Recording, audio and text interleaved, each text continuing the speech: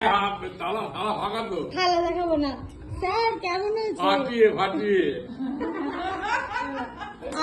আমাদের এই শেফ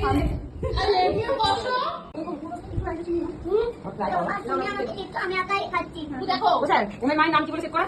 ডাকি ফোন করে 3 বার বলে।